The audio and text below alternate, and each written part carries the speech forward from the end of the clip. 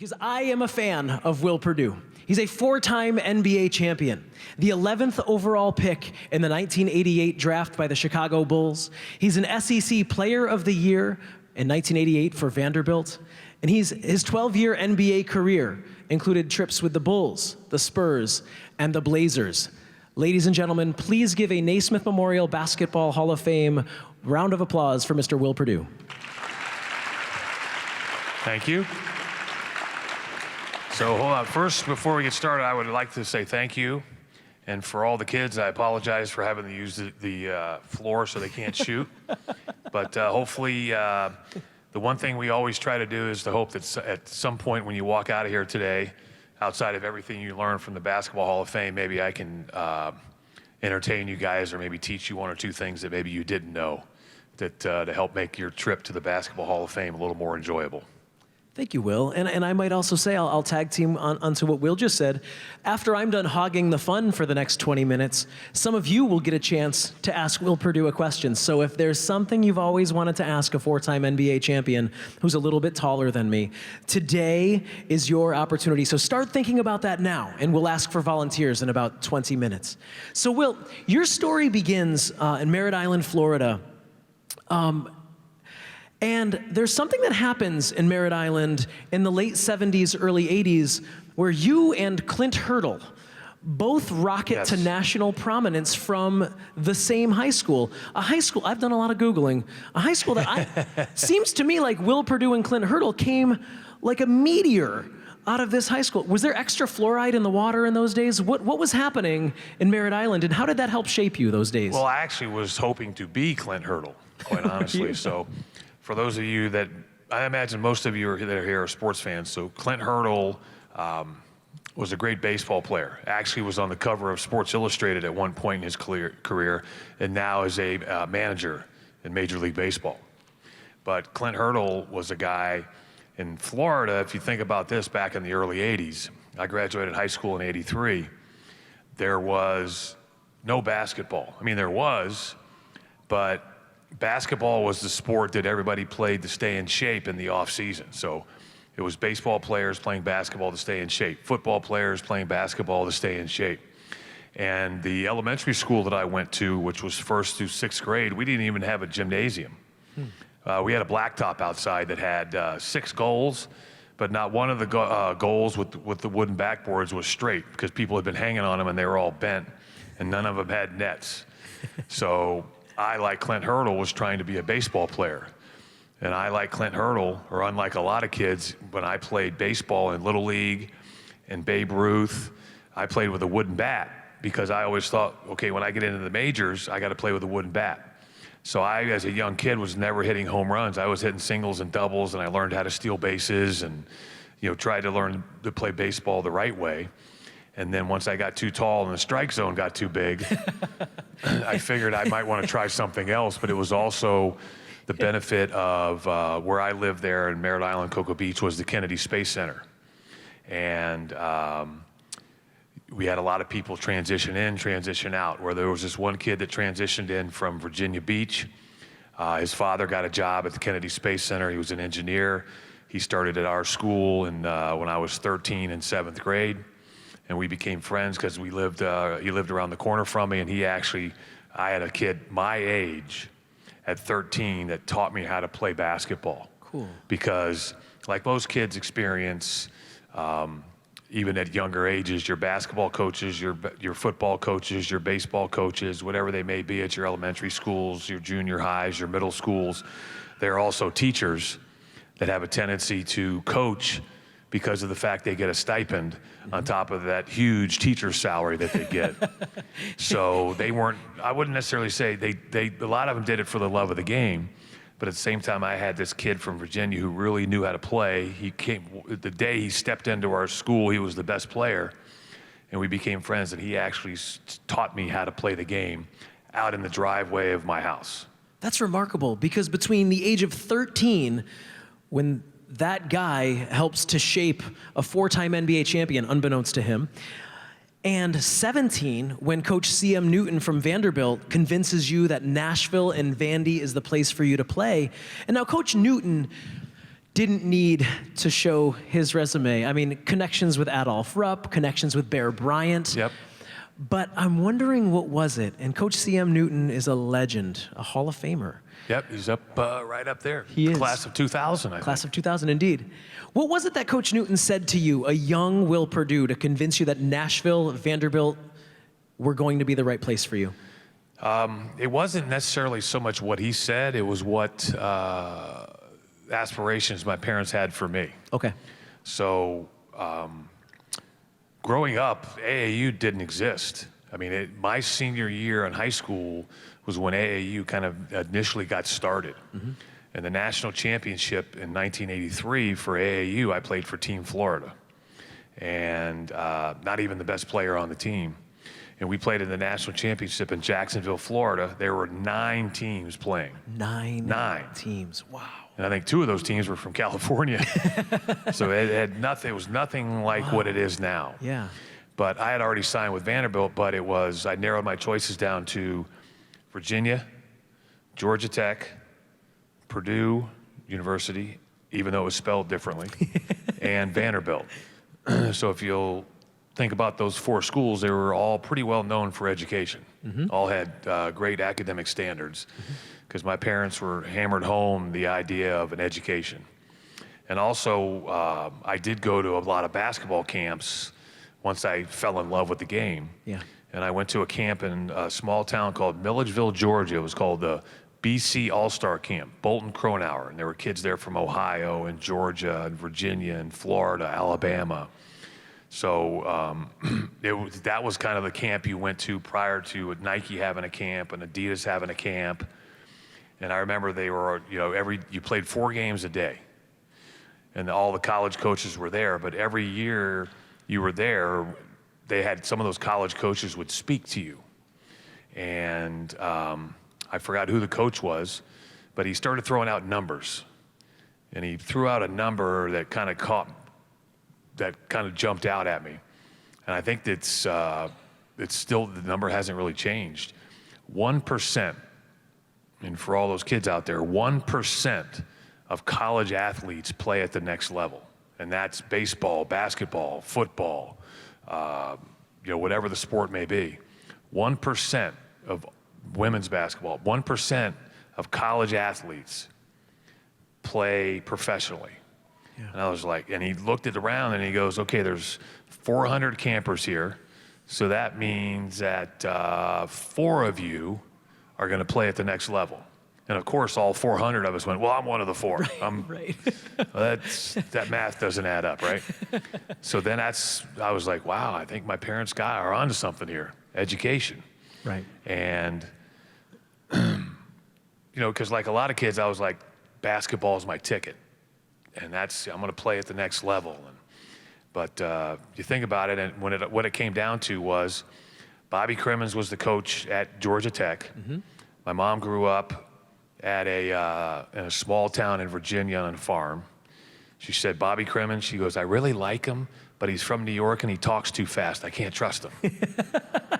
So unfortunately for Bobby, Georgia Tech was out. The coach at Purdue was Gene Cady. Mm-hmm. And my mom said he was a madman and there's no way I would ever let you play for him. So that was out. And then she loved C.M. Newton and his assistant, John Bostic, and Dale Clayton, who recruited me. And then Terry Holland was the coach at Virginia, but they kind of came in a little late. Quite honestly, I decided to take that visit because of a guy by the name of Ralph Sampson. Yeah. So I actually got to make my visit to Virginia, his last regular season game when they played Maryland. So I got to see him play Maryland against Lynn Bias and Adrian Branch, and it was like a dream story. The last regular season game before the ACC tournament, before the NCAA tournament, he goes to the free throw line. He gets fouled with 1 second to go. He goes to the free throw line. They're down 2, makes the first one, misses the second one, but it comes right back to him. He catches it all in one motion and throws it up, and it goes in, and they win the game.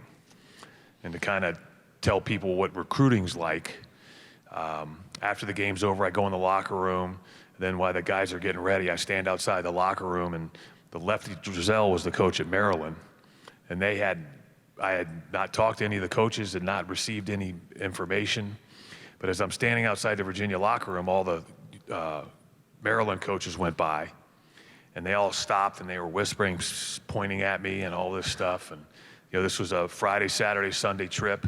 Game was on Saturday, get home Sunday night. Tuesday morning, a big FedEx package shows up, and it says, "The University of Maryland is interested in you." But they were interested because I was at Virginia, and they didn't even know who I was before that trip. So that's kind of how recruiting goes a little bit. That's the pre-social media recruiting, right? That is correct. There was no internet, no Twitter, nothing. It was, you see a guy in a tunnel near a locker room, you get that package to him on Tuesday. Who is that guy? Exactly. So your draft, the 1988 draft, is remarkable because 15 centers were taken in that draft. You were the third one off the board, and you have your name called by the Chicago Bulls, a team that had won 50 games the year before, a team with some guys who some people have heard of on it, and a coach that made a little reputation for himself. But in that moment, your draft night, before you even get to the locker room with Jordan and Pippen and Hodges and Paxson and Jackson, what was your draft night like? So that was 1988, as you mentioned. And I think most of the adults here will enjoy this story. It was nothing. The draft is nothing like it is now. So the day before the draft, I grew up in Merritt Island, Florida. I'm home. My parents, and the three of us, I was an only child, we fly to New York. So already my parents are happy because the NBA flew us up there, so we flew first class. The first time my parents had ever flown first class. So they were already happy. I've never done this. Now, we had been in New York before. And we get there the night before, and what had happened was Jerry Krause was the general manager, who's also in the Hall of Fame, I think in the class of 2017 as a contributor. He told me that, he goes, if there's a way we can make a trade for you, because they had the 11th pick, or they had the 14th or 15th pick, we need to make a trade up so we can draft you. We'll do so. But that was also, again, no social media, nothing like that. Hadn't heard anything from them. The night before the draft, we're staying at the Hilton, I think it was, in New York City. My parents and I in the same room. Again, the draft was not a big deal. Right. I mean, it was a big deal, but not from a media standpoint. So my parents go to sleep. I want to watch the news that night. So to watch the sports, you got to wait till 11:20 Eastern time. Yes. I'm sitting on the end of my bed, like 2 feet from the TV, because I don't want to wake my parents up. And you go through the weather, and I'm waiting, and okay, time for the sports. And I slide up, and I got the volume real low. And the first thing they say is, because we're in New York, the New York Knicks have made a trade. The New York Knicks have traded Charles Oakley and their 11th pick. I mean, the Bulls have made a trade to the Knicks. Charles Oakley goes to the Knicks. The Knicks trade Bill Cartwright and their 11th pick to the Bulls. And I was like, holy cow, I'm going to Chicago. It's happening. Yeah. It's happening. So still, though, Jerry doesn't call me. Right. I call my agent. And that was the other thing. My agent wasn't even in New York for the draft. He was out of Dallas. Bill Blakely. He used to coach the Dallas Chaparrals back in the day. And I call him. He says, I'll do some work. He can't get any commitment on it. So the next day, the draft happens in the afternoon in the old Felt Forum of the Madison Square Garden. They go through the draft. They come to the 11th pick, and they say the Chicago Bulls select Will Perdue. So I walk up. This is a true story. I walk up on stage. I shake David Stern's hands. I get my jersey. I get my hat. I take the photo. Off the stage, I do about 30 minutes of interviews. Out the back door with my mom and my dad, into a cab, straight to the airport. Really? That's it. So much for a parade, right? Oh, it's nothing like it is now. I mean, I didn't talk about the suit I was wearing or anything like that. I mean, literally, out the back door of the Madison Square Garden, hailed a cab. Wasn't like they even had a cab. Hailed a cab. Hail a cab. Got in the cab and went to the airport. They fly a first class back? Yes, they did. All right. Well, your folks were psyched. The greatest thing was, being from Florida, we had to fly in and out of Orlando.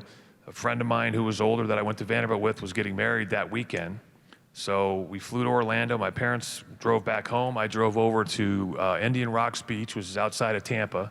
And the same day that I got drafted, that night I was sitting on the beach wearing that jersey they handed me. Oh. It was a little small, in front of a bonfire with all my friends, having a beverage, celebrating. Yeah. And also, that same weekend, even though I had just been drafted and in the NBA, I spent 3 days in a hotel room with 3 other guys because we were all trying to save money for the wedding. That's fantastic. That's fantastic. Of course, it's only a few months later that you're wearing an actual jersey that fits in the locker room with that roster that we were talking about, plus Bill Cartwright, right? Yes. The center position was pretty much completely changed as you and Bill Cartwright arrive in Chicago. So can you talk about 22-year-old Will Perdue in that locker room for the first time, going from C.M. Newton to Phil Jackson, going from Nashville, Tennessee to Chicago, Illinois, what that was like on night number 1? It was a dream come true, but it was also terrifying I bet. at the same time. My locker was right next to John Paxson, who played at Notre Dame, and Michael Jordan's locker was over here. Just so everybody knows, the old Chicago Stadium, the locker room was so small. I mean, it literally was, where we are would have been 4 lockers. Oh, really? Because Wow. it was an old stadium. Wow. And because of the way the media was, it went Michael Jordan's locker, an empty locker, because nobody wanted that locker, because then the media would step on your feet and get in the way and everything Right. when you're trying to get dressed, and then everybody else. But I just remember sitting in there, and we had the game plan on the chalkboard, and chalkboard, not a grease board, chalkboard, and just talking about, we'd already played 8 preseason games, but our first game, and like you mentioned, they made the trade for Bill Cartwright, who was a starting center. They still had Dave Corzine, who was on the team from DePaul and had established himself.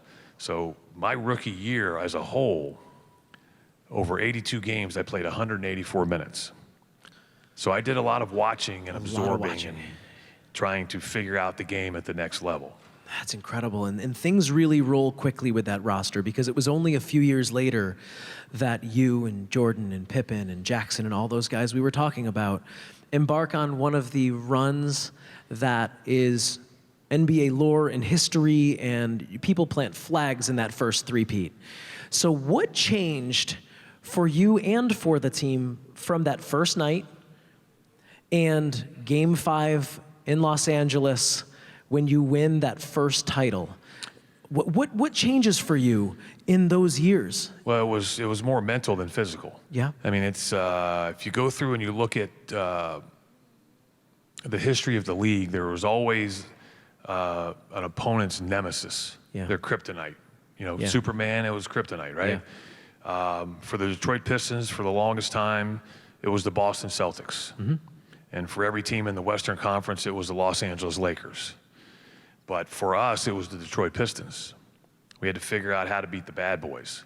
And when you talk about Dennis Rodman and you talk about Joe Dumars and Isaiah Thomas and Lambeer, John Sally, they were good, but they weren't great.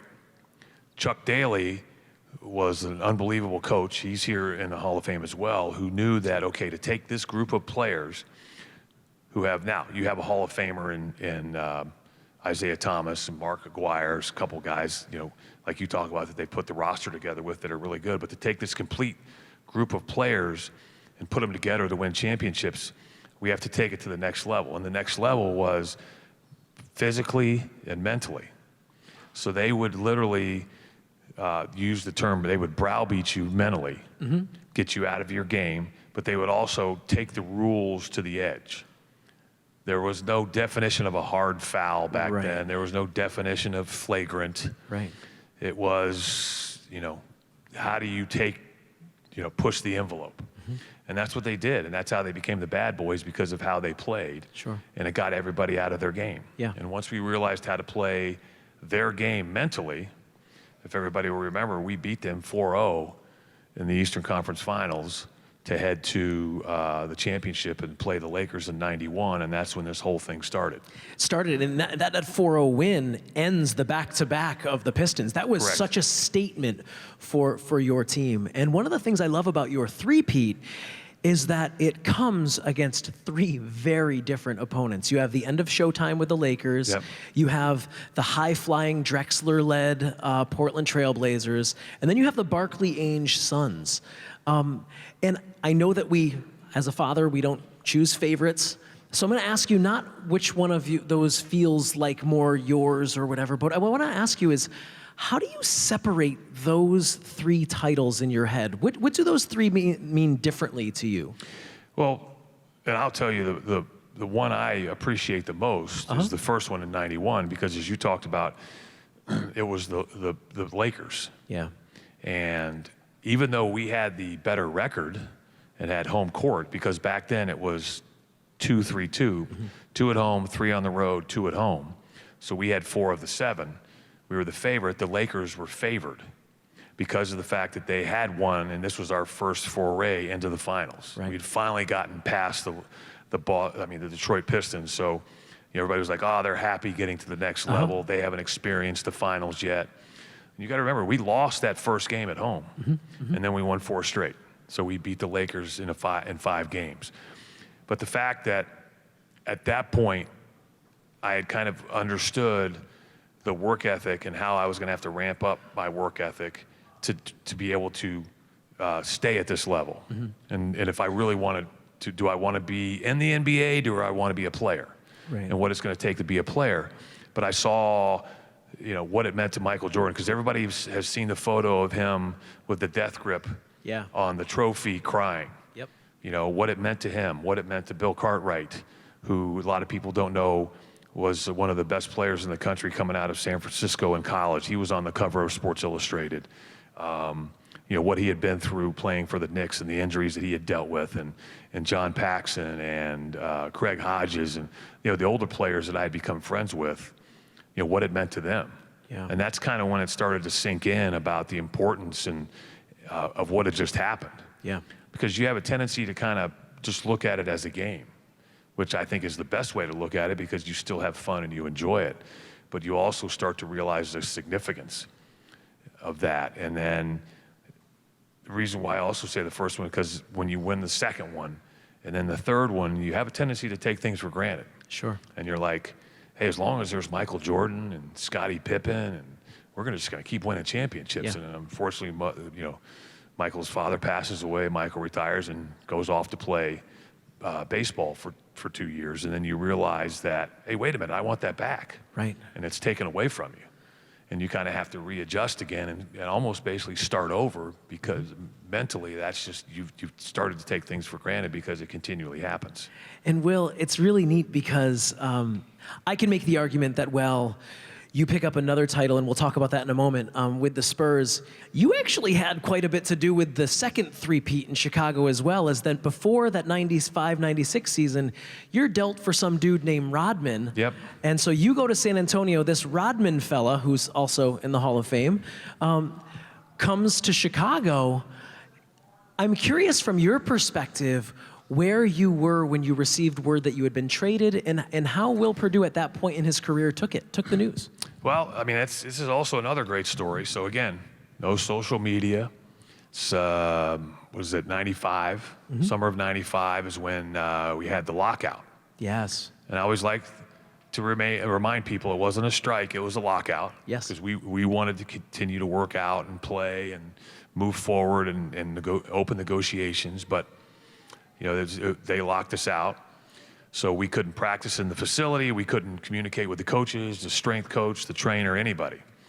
So we all kind of work out on our own, and we go through the whole thing. And it's announced that the lockout has finally been settled about 5 days before practice. 2 days after the lockout has been settled and opening day has been decided as far as when training camp starts, that's announced. But I remember the day I was traded, I had a house out in the suburbs outside of Chicago, and I used to always take my dog out in the morning and get the newspaper. So, I had an invisible fence, so I walk out with my dog, and the dog runs around and does his business, and I go out and get the paper, and like everybody else back in the day, You know, I didn't have fuzzy slippers on, but you know, you open the paper and you kind of look through it while the dog's running around, and there it was in black print. Purdue traded for Rodman. Oh, that's how you found out? Yeah, no phone call or anything. And then, so I had, well, that would be me. Walk right back in the house, call my agent who didn't know anything about it yet. He calls Jerry Krause. Jerry Krause calls him back and says, yes, that is the case, but it's not official yet because we haven't signed all the paperwork. But yet it leaked out, so that is true. Eventually, it all happens. I get shipped to San Antonio, do all my physical, the whole thing. Don't really get to see my teammates because it's right before training camp. Right. And I jump on a plane, head to San Antonio, do my physical. The trade becomes official, and I stay in San Antonio and basically start training camp. And for the first 6 weeks in San Antonio, I lived in the Holiday Inn right there by the airport. Wow, having to wear a name tag when you go to work, right? Like, I mean, here we are. So these were all guys that I had played against. Yeah. Some of them I may have had 1 or 2 physical altercations with. May or may not, yeah. So you kind of had to smooth things over the first day of practice. I bet. And not even the off season to get to know the guys. No, sir. So now here's the part that I promised. I only have 3 more questions left for Will Perdue, and then I'm no longer hogging the fun. If you have a question for Will Perdue, after this question, I'm going to ask for some volunteers from the audience. At that time, raise your hand. One of the great Hoop Hall staffers will put you in a line to our right, your left, and you will have that opportunity. So in '99, you get title number 4. I was telling my wife on the way out the door this morning that it excited me that we got to speak because combined, Will Perdue and I have won 4 NBA titles. and that one, again, with a Hall of Fame cast. Popovich, Duncan, Robinson. Tim Duncan's not here, but he will be shortly. He will be shortly. Is 2020, is he eligible, I think? How does that one, because at this point, you're an 11-year NBA vet, you've been through some things, you've seen some stuff, you're a grizzled vet bringing along some guys, you've still got ball left in your heels, you want to get at it, but this one has to feel a little different than the first 3. How so? Because it was to the point where when you win championships, and I'm very fortunate to win championships, and I remember had this conversation with B.J. Armstrong, who was another one of my teammates. When I got traded, as did he, when we won it in 91, 92, 93, prior to being traded, in that year of 94, when we lost to the Knicks on a questionable call that sent the Knicks to the championships that year to play Houston. I remember B.J. and I, with our wives at the time, we went on vacation, literally a week after the season was over. And we didn't watch a single game of the finals that year. Really? Because it was painful. Yeah. Because that's where we wanted to be. That's where we expected to be. We felt like it was taken from us. And it was too painful to watch. And we just, read about it. I didn't want to watch it. And as that pain and that anger kind of goes away, obviously you want to get back at it. And I realized that, it had been 6 years since I'd had an opportunity to actually play for a championship again. But again, also to watch David Robinson win his first of many, Tim Duncan, Sean Elliott, Avery Johnson, guy I played with Steve Kerr in both Chicago and San Antonio, and now the coach of the Golden State Warriors. I just remember we went in New York, and the place is, our locker room after we win, the place is going nuts, and guys are spraying champagne. And I'm just kind of sitting in my locker, and I literally look on the other side of the locker room, and there's Steve Kerr. He's sitting there, and we had already won some together in Chicago. So kind of make my way through the crowd, and I sit down, and he looks over at me, and he goes, these rookies, they don't know what it's like to win a championship.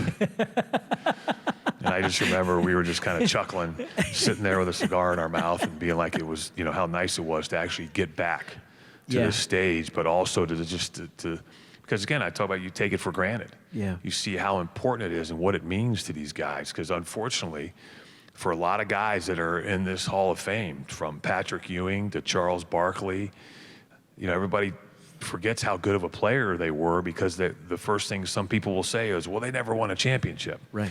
Well, unfortunately, those guys never won a championship because of a guy by the name of Michael Jordan. And, we talked about them as Karl Malone and John Stockton never won a championship because of they had to go up against the Bulls. Yeah. Or they had to go up against the Lakers. So sometimes the timing is your fate. And Completely. for a lot of these players, they didn't have that opportunity, but yet they were still good enough to be here. Every generation has that dude, right? That dude that's keeping a lot of people off the podium. Every generation. Yeah. And I guess the best thing we can say is because we're in Massachusetts, there's that dude called Tom Brady that's kept a lot of people from winning championships. Yes, he has. So now here's your opportunity. Do you have a question for four-time NBA champion Will Perdue? Put your hands in the air, and one of the great Hoop Hall staffers will come through and select a handful of you. Since you've stopped playing, your work with basketball, and I was sharing this as we were walking on, I am a hoop head, and I watch a lot of coverage from big cities. I don't do a lot of the national stuff. And so I'm very familiar with the work you're doing in NBC Sports Chicago and the Westwood One stuff. Yes, sir. It's remarkable to see a guy who can not only do it on the court, but then can make it feel so understandable for people who aren't blessed with the skills and the dedication that you've worked for. What was the biggest difficulty in transitioning from on the court to in front of the camera for you? In my case, it was to make the game a little simpler. Okay. Because I remember when I first started doing broadcasting, I was with ESPN Radio. And the way they describe it is because for ESPN Radio, the star is the play-by-play guy.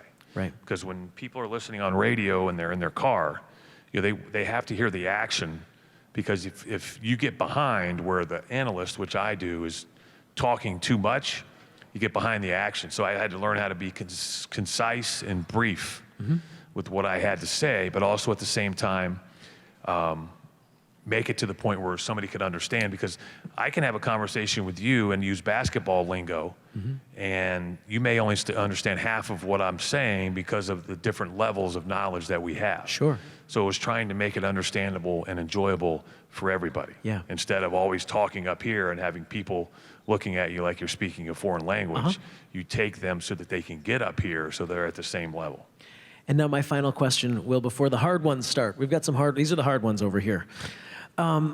This moment, you and I were talking on the way in, it's been quite some time since you've been in Springfield to the Hall of Fame. I was here when it was in the other building. Yeah, I mean, so that puts a pin in the map a little bit too, right? Right. So can you contextualize this moment after all you've been through, after all the titles? It's been 4 titles and 2 buildings since you've been here, 1 building. What is this moment like for you right now, sitting beneath the faces of so many guys and girls that you played with, the men and the women who've made this game what it is, sitting and talking to the next generation of players? What's this moment like for Will Perdue? Well, I also came with my son, who's 14, had not been here, and I wanted him to be able to experience it. I mean, it's just when you first come in, you're somewhat, for somebody like me that's, played the game for so long, it's a little overwhelming, because as you see, you have, the peach basket, right? And you talk about the history of the game from Naismith to Jordan to now LeBron, through Kobe, through LeBron, and you just, you think about all the players that are here, coaches, contributors, how the game has grown. Right. I mean, I'm a size 20, but Shaquille, I think, is a size 24. I put my foot in his footprint out there. My son and I did the wingspan with Kevin Durant up top, just to kind of see how the game has changed, to see how players have changed. I'm still in awe, but at the same time, I just feel very fortunate to be able to play the game that I learned to love, but at the same time to be able to be very fortunate to win championships, but also to play with guys like Jordan and Robinson and Duncan and Pippen, but also be coached by guys like C.M. Newton and McCollege, who's here, and Phil Jackson, and also make friends with guys that are have plaques up in this building. Ladies and gentlemen, Will Perdue. Thank you. So for those of you who will get the privilege of asking a question, come on in, we'll take the first one. I only have 2 requests. One is that you allow me to hold the microphone, and 2, that you introduce yourself to Mr. Perdue before you ask your question. Deal? Are you afraid somebody's going to run off with your microphone? I have a control issue, if we're being honest, Will. Okay. So, hi, I'm John. John, where are you from? I'm from Canton, Massachusetts. All right. So my question was, You have 4 NBA titles, right? Yes, sir. So how is it like winning your first title? The best way to describe it is, I tell people it's like maybe winning the lottery. Something that you always dream about, but something that you're really not sure you're going to accomplish. And I always, I've been very fortunate to become friends with a lot of people that are here, but also I think I've changed the definition of it because Jim Thome was just enshrined into the Baseball Hall of Fame yesterday. And when he played with the White Sox, I became friends with Jim Thome. And if you listen to his speech yesterday, he talked about, as a little kid, you sit in your room and you dream about things. And he talked about how he dreamed about playing against Mantle and players of that era. And as he grew up, the respect he had for that. And it really, when I won that first championship in '91, we were in LA. And I remember, it really didn't set in for about 2 weeks later because of the fact of what you had accomplished. And it's really hard to grasp. Even when I talked to Michael after that, he was crying holding the trophy. He just said that was the outpouring of years of emotion and hard work and commitment that you just don't know what to expect when that moment actually happens. Yeah, that's very interesting. Thank you for answering my question. I appreciate it. Thanks for coming up. Great question, buddy.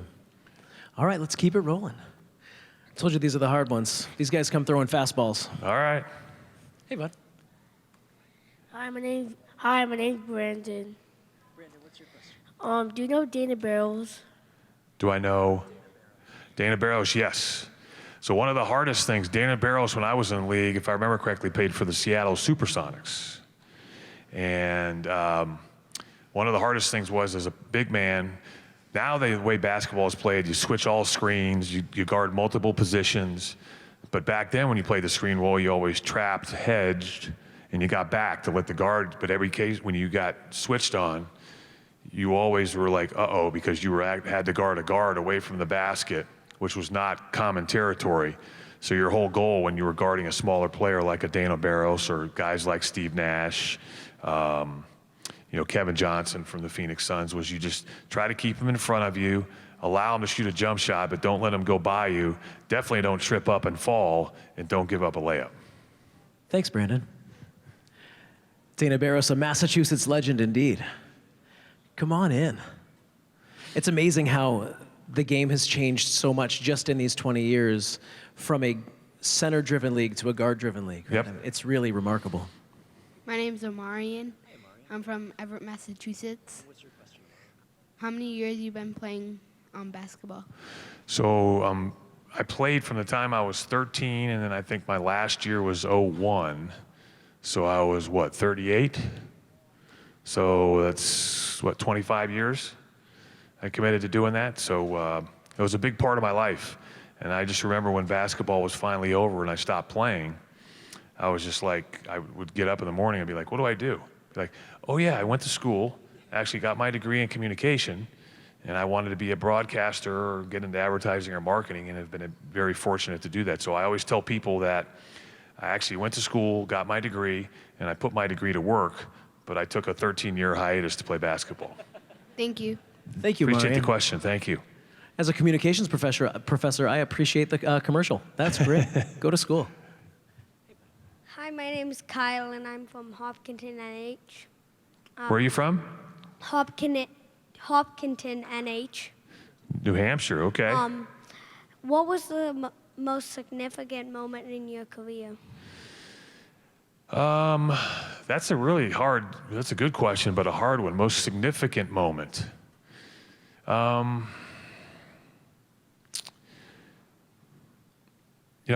It's probably the most significant, and I don't know if it's necessarily one moment, but it was the relationships that I made with the guys that I played with, because of the fact that they became your family. I mean, you had to make a lot of sacrifices, because remember, we played 82 games, and we spent a lot of time together on the road. And I think the best way to put this is I played for 3 different organizations, as you talked about, but won championships with 2 of them. And the teams that I played with probably had 2 different mindsets. When I was with Chicago, I was one of the younger players. It was an older team with more established players who were married and had kids. So when practice was over, guys went 14 different ways. A lot of times back to their families or their friends or whatever. So we didn't hang out a lot. And, people probably have heard we got in practice. We were very competitive, so there were fights in practice a lot. But if we were like on the road, and if you stand up and say, hey, let's all get together and go to dinner and let's meet in the lobby at 6 o'clock, 1 guy may show up. 4 guys may show up. No guys may show up. But yet, when we stepped onto the basketball court, we put all that stuff behind us and became a family and won championships. When I was in San Antonio, it was a totally different atmosphere. The culture was a little different. It was very family-oriented. And when we went on the road, the whole team would go to dinner together quite often. And when we were at home, guys would have birthday parties for their kids, and the whole team would be there. So it was something totally different experience. And it was probably the significance of the different organizations, but at the same time, winning championships, but the relationships that you made, because I'm still friends with the majority of those guys to this day, even though we're spread out all over the country. Thank you, Kyle. And one final question. We got the closer coming in from the bullpen. Wearing a Celtics hat. Wearing a Celtics hat. Hi, I'm Bill from New Hampshire, and I have 2 questions. One real quick second one. The first one is, do you have one particular game that from your career, playoffs or regular season, that you can remember as the Will Perdue game that you either scoring, rebounding, defending, that you can recall and you look back on most positively? And then my second question is, do you feel the same way about Bill Laimbeer as most of our Celtics fans do? So that's 2 great questions, because I have a great story for that. But one of the moment I talk about and I probably enjoy the most was I told the story about how I found out I got traded for Dennis Rodman, right? So the first game against Chicago in San Antonio is when the Bulls come to San Antonio. I'm going to prove to them that they traded the wrong guy. I had my best rebounding game of my career. I had 21 rebounds, and they traded me for a great rebounder, and at the time he was a good defender. And I always feel honored that I got traded for eventually a Hall of Famer. But I just remember walking by the bench and going, you guys traded the wrong guy. Look at the stat sheet. You should have traded the other big guy. Because I had one of my better games from a rebounding standpoint. And then I had fun after the game talking to all those guys in the hallway, giving them a hard time, but yet they still beat us. I think Michael had 38 that night. But he asked the question about Bill Laimbeer.